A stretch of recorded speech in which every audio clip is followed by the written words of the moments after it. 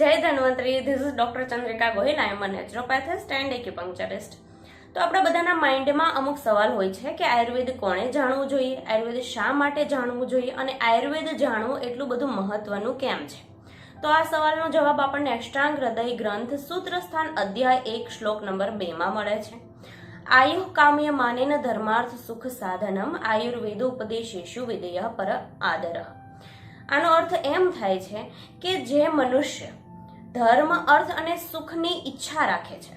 જુઓ, હવે આ ધર્મ, અર્થ અને સુખની ડેફિનેશન હરેક માણસ માટે અલગ અલગ હોય છે. કોઈના માટે પોતાના કર્તવ્યોનું પાલન કરવું તેનો ધર્મ છે, તો કોઈના માટે પોતાના લક્ષ્યની પ્રાપ્તિ કરવી, તો કોઈના માટે સુખી, સ્વસ્થ અને શાંતિવાળું જીવન જીવવું. તો હરેક માણસ માટે આ ધર્મ, અર્થ, સુખની ડેફિનેશન અલગ અલગ હોય છે. અને આ ઈચ્છાઓની પૂર્તિ કરનાર માત્ર ને માત્ર કોઈ સાધન રૂપ હોય તો તે આપણું શરીર છે. મતલબ, અગર આપણે ઈચ્છાઓ પૂરી કરવી હોય તો આપણે જીવતું રહેવું પડે અને આપણું શરીર સ્વસ્થ હોવું જોઈએ, તો જ આપણે આ બધી ઈચ્છાઓ પૂરી કરી શકીએ. તો આ જીવન સ્વસ્થ રહેવા માટે જો કોઈ વસ્તુ આપણને શીખવી શકે તો તે આયુર્વેદ છે.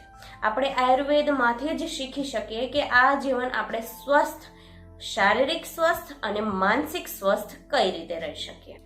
એટલા માટે આપણને આયુર્વેદનું જ્ઞાન હોવું ખૂબ જ જરૂરી છે.